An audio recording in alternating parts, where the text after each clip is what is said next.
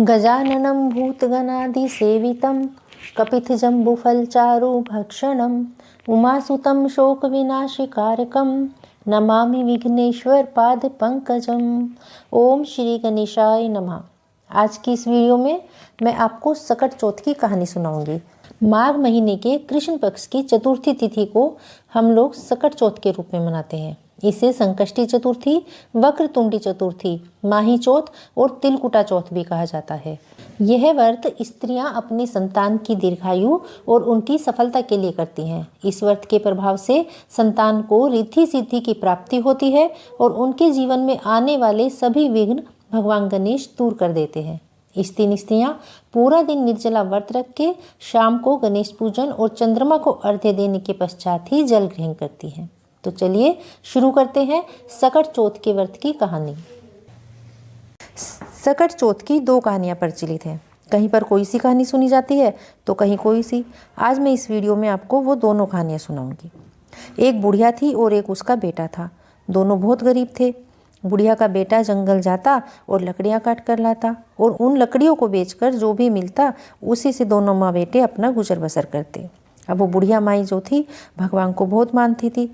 इतनी गरीब होने के बाद भी वे अपने सारे तीज त्योहार पूरे करती और अपने बेटे के लिए भगवान से मन्नत मांगती।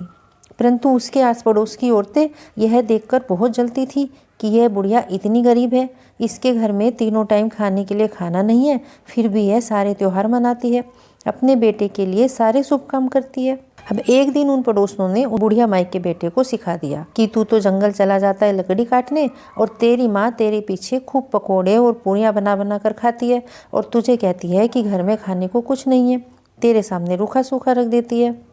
वो बेटा बोला, ऐसा तो हो ही नहीं सकता, मेरी माँ मेरे साथ ऐसा बिल्कुल नहीं कर सकती, मेरी माँ तो जो कुछ करती है मेरे लिए ही करती है। पड़ोसनी बोली, अच्छा ठीक है, अगर तुझे हमारे ऊपर विश्वास नहीं है तो कल थोड़ा जल्दी आ जाना, हम तुझे दिखा देंगे। बेटा बोला ठीक है। अब अगले दिन सुबह लड़का चल दिया कि माँ मैं जंगल जा रहा हूँ लकड़ी लेने। बुढ़िया ने कहा ठीक है बेटा। उस दिन माघ महीने की चौथ का दिन था। बुढ़िया माँ को सकट चौथ पर गणेश जी की पूजा करनी थी। अब उसके पास इतने पैसे तो थे नहीं कि वह खूब अच्छे से करती, इसलिए उसने थोड़े से तिल लाकर बस 4 लड्डू गणेश भगवान जी के लिए बनाए, पूजा में रख दिए, कहानी कही, व्रत किया और वे लड्डू उठाकर रख दिए कि पंडित जी को देकर आऊँगी।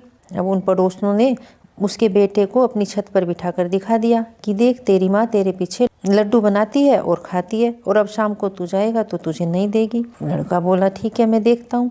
अब लड़का घर गया। घर जाकर उसने खाना मांगा। बुढ़िया ने वही रूखी सूखी सामने रख दी। बेटे को लगा ये तो सच कह रही है पड़ोस ने, मेरी माँ तो सच में मेरे पीछे लड्डू बना के खाती है। वो लड़का बोला, माँ मैं तो पूरा दिन लकड़ियाँ काटते काटते मर गया और तू मेरे पीछे लड्डू और पूरी पकवान बना के खाती है। बुढ़िया बोली, नहीं बेटे, मैं तो जो कुछ करती हूँ तेरे लिए ही करती हूँ। आज सकट चौथ का दिन था, इसलिए गणेश भगवान जी के लिए 4 लड्डू बनाए थे, अपने और तेरे लिए नहीं बनाए। बेटा बोला, नहीं माँ तू तो झूठ बोल रही, मेरी पड़ोस ने तो सच बोल रही थी और मैं ये घर छोड़ के जा रहा हूँ। अब बुढ़िया ने कहा ठीक है, अगर तू ये घर छोड़ के जा ही रहा है तो मेरी एक बात मान ले, ये गणेश भगवान जी के चौथ माता के पूजा के तिल हैं, इन्हें अपने एक पल्ले में बांध ले और अगर कहीं भी कोई भी मुसीबत आए तो ये तिल बिखेर के हाथ जोड़ के बोल देना, हे चौथ माता, हे गणेश भगवान, यदि मेरी माँ मेरे लिए करती होगी तो ये संकट टल जाएगा और अगर वो संकट टल गया तो समझ लेना कि ये सब मैं तेरे लिए करती थी। अब बेटे ने वे तिल अपने पल्ले में बांध लिए और चल दिया। चलते चलते रास्ते में जंगल आया। जंगल में एक शेर मिला। अब लड़के ने तिल निकाले और शेर के आगे डाल दिए थोड़े से और हाथ जोड़ के प्रार्थना करने लगा, हे गणेश भगवान, अगर मेरी माँ मेरे लिए करती होगी तो ये शेर मुझे नहीं खाएगा। अब तिल बिखेरते ही शेर उल्टे पांव वापस चला गया। लड़का बहुत दुखी हुआ, मैंने अपनी माँ के साथ क्या किया, लेकिन अब वापस भी किस मुँह से जाऊँ। अब चलते चलते वो एक गाँव में पहुँचा।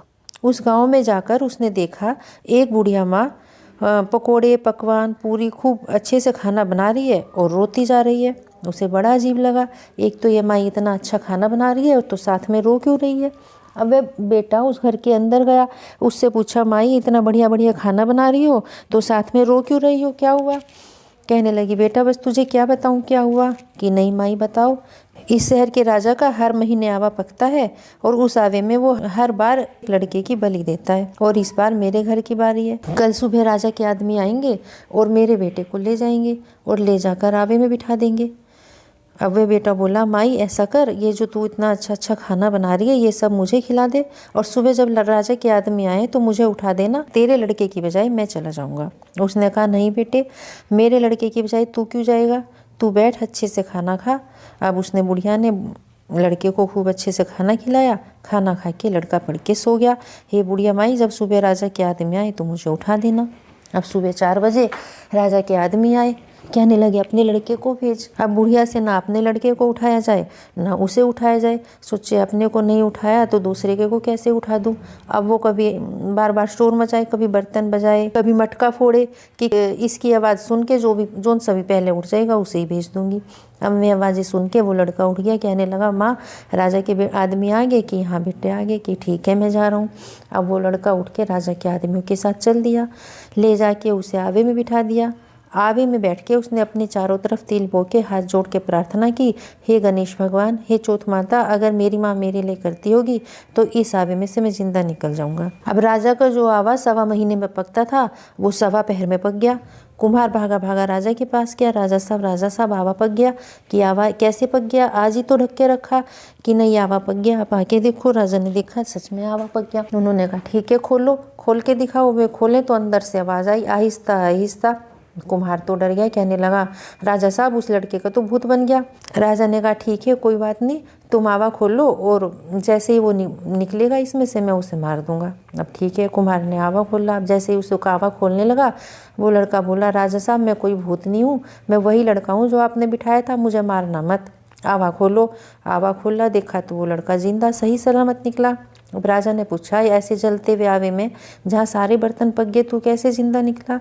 तुझे तो आग का कोई भी असर नहीं हुआ। अब लड़के ने राजा को शुरू से लेके सारी बात बताई। कहने लगा, मेरी रक्षा तो चौथ माता ने, गणेश भगवान ने की है। कि अच्छा, चौथ का व्रत करने का इतना प्रभाव है? कि हाँ। अब राजा ने पूरे शहर में ढिंडोरा पिटवा दिया कि हर कोई साल में चौथ के व्रत जरूर करे और अगर 2 ना करे तो माघ महीने की 1 चौथ का व्रत तो जरूर करे। अब राजा उस लड़के से इतना खुश हुआ, उस लड़के से अपनी लड़की की शादी कर दी। शादी करके वो रहने लगा। उसकी लड़की कहने लगी, मैं तो शादी के बाद यहाँ नहीं रहूँगी, मैं तो अपने ससुराल जाऊँगी। लड़के ने कहा ठीक है चलो। राजा ने दोनों को खूब धन संपत्ति, घोड़े, हाथी सब कुछ दे के विदा कर दिया। लड़का राजकुमारी को लेके अपने गांव आया। अब जो अपने गांव में आया तो आसपास के लोगों ने जाके बुढ़िया से कहा, बुढ़िया देख तेरा बेटा बहू लेके आया है। कहने लगी, मेरा बेटा कहाँ, वो तो मेरे से नाराज होके चला गया था। कि नहीं बुढ़िया देख, खूब धन दौलत, हाथी घोड़े सब लेके आया है। अब बुढ़िया भागी भागी छत पे गई जाके देखने के लिए। अब जब से बेटा गया था तब से बुढ़िया माई पूरा दिन रोती रहती थी। रोते रोते उसकी आंखें भी चली गई, अंधी हो गई। अब छत पे जाके हाथ जोड़ के खड़ी होगी, हे गणेश भगवान, अगर सच में मेरा बेटा बहू को लेके आ रहा है और अगर सच में मैं तेरे सच्चे मन से भक्ति करती हूँ तो मुझे दिखाई देना शुरू हो जाए और मेरे दूध की धार जाके सीधा मेरे बेटे के मुंह पे पड़े। गणेश भगवान जी खुश हो गए। अब बुढ़िया की भक्ति इतनी सच्ची थी, बुढ़िया को वापस दिखाई देने लगा। उसने देखा सच में मेरा बेटा तो बहू, घोड़े, हाथी और खूब धन दौलत लेके आ रहा है। उसके दूध की धार निकल के सीधा उसके बेटे के मुंह पे पड़ी। उसके बेटे की दाढ़ी, मूंछ सब भीग गई। अब बहू ने देखा मेरी सास की भक्ति का इतना असर, इतना सत है, तो बहुत खुश हुई। जाके अपनी सास के पांव लगी। बेटे ने भी अपनी माँ से हाथ जोड़े माफी मांगी। उसके बाद दोनों माँ बेटे बहू तीनों खुशी खुशी रहने लगे। हे गणेश भगवान, जैसे आपने उन माँ बेटों को मिलाया ऐसे सबको मिलाना। कहानी कहने वाले, सुनने वाले, हुंकारा भरने वाले सबकी रक्षा करना। बोलिए श्री गणेश भगवान की जय, चौथ माता की जय। एक साहूकार साहूकारनी थे। वे दोनों दान धर्म पुण्य कुछ भी नहीं करते थे, जिसके कारण उनकी कोई औलाद नहीं थी। एक बार महा महीने की चौथ का दिन पड़ा। कुछ औरतें महाचौथ की कहानी सुन रही थी तो साहूकारनी ने उनके पास जाकर पूछा कि तुम सब ये क्या कर रही हो? तो वे बोली, आज चौथ का व्रत है और हम सब चौथ माता का व्रत कर रहे हैं, उनकी कहानी सुन रहे हैं। तो साहूकारनी ने पूछा, चौथ का व्रत करने से क्या होता है? तो वे औरतें बोली कि चौथ का व्रत करने से चौथ माता अन्न, वस्त्र, भंडार, बेटा सब कुछ देती है। तो साहूकारनी बोली, अच्छा अगर चौथ के व्रत का इतना प्रभाव है तो अगर मेरा गर्भ रह जाए तो मैं भी 1.25 सेर का तिलकुटा करूँगी। उसके कुछ दिन बाद ही साहूकारनी का गर्भ रह गया। गर्भ रहने के बाद वह साहूकारनी बोली, अगर मेरे लड़का हो जाएगा तो मैं 1.25 सेर का तिलकुटा करूँगी। उसके लड़का भी हो गया। उसके बाद साहूकारनी ने कहा, हे चौथ माता, मेरे लड़के की शादी हो जाएगी तब मैं 1.25 मन का तिलकुटा करूँगी। अब उसके बेटे की शादी भी तय हो गई और बेटा बारात लेकर ब्याहने चल दिया। तब चौथ माता ने सोचा, यह साहूकारनी कब से कह रही है कि यह 1.25 मन का तिलकुटा करेगी। पहले इसका बेटा हो गया और अब बेटे की शादी भी तो तय हो गई है, परंतु इसने तो तिलकुटा किया ही नहीं। अगर मैंने इसे चटका नहीं दिखाया तो फिर कलयुग में मुझे कौन मानेगा। उधर उसके बेटे के 3 फेरे हो गए। चौथे फेरे में चौथ माता गरजती बरसती आई और उसके बेटे को उठा कर ले गई और बेटे को ले जाकर पीपल पर बिठा दिया। फेरों में हाहाकार मच गया। सब लड़के को ढूंढने लगे, लड़का कहाँ गया, लड़का कहाँ गया, पर लड़का कहीं नहीं मिला। अब उसके कुछ दिनों बाद गंगौर आई। लड़कियां गंगौर पूजने के लिए गई तो उन लड़कियों में उसके बेटे की बहू भी थी। अब उसी पीपल के नीचे में लड़कियां दूब लेने के लिए बैठ गई। तब उस पीपल में से आवाज़ आई, आ मेरी अधबियाई, आ मेरी अधबियाई। यह सुनकर लड़की सूखने लगी। लड़की की माँ बोली, बेटी मैं तुझे इतना अच्छा खिलाती हूँ फिर भी तू क्यों सूखी जा रही है। तो लड़की बोली, जब मैं दूब लेने जाती हूँ तो पीपल में से आवाज़ आती है, आ मेरी अधबियाई, आ मेरी अधबियाई। माँ ने जाकर पीपल में देखा, जहाँ शादी का जोड़ा पहने उसका जमाई बैठा हुआ है। माँ ने पूछा, मेरी बेटी को अधबियाई छोड़ के यहाँ क्यों बैठा है। तो लड़का बोला, मैं तो चौथ माता की गिरवी पड़ा हूँ। मेरी माँ ने तिलकुटा बोला था पर किया नहीं, जिससे चौथ माता नाराज़ हो गई और मुझे उठा लाई। तब चौथ माता ने मुझे सारी बात बताई। अब उस लड़के की माँ बोली, हे चौथ माता, मेरा बेटा मुझे दे दो तो मैं 2.5 मन का तिलकुटा करूँगी। लड़की की माँ ने भी 2.5 मन का तिलकुटा बोल दिया। तब चौथ माता खुश हो गई और उसके बेटे को लाकर फेरों पर बैठा दिया। लड़के की शादी हो गई। जब लड़का बहू को लेकर अपने घर पहुंचा तब साहूकारनी ने धूमधाम से चौथ माता का व्रत किया और 2.5 मन का तिलकुटा किया। हे चौथ माता, जैसे आपने उसके बहू बेटे को मिलाया ऐसे सबको मिलाना। हर किसी को चौथ माता का व्रत और तिलकुटा जरूर करना चाहिए। चौथ माता सबकी मनोकामनाएं पूरी करे। कहते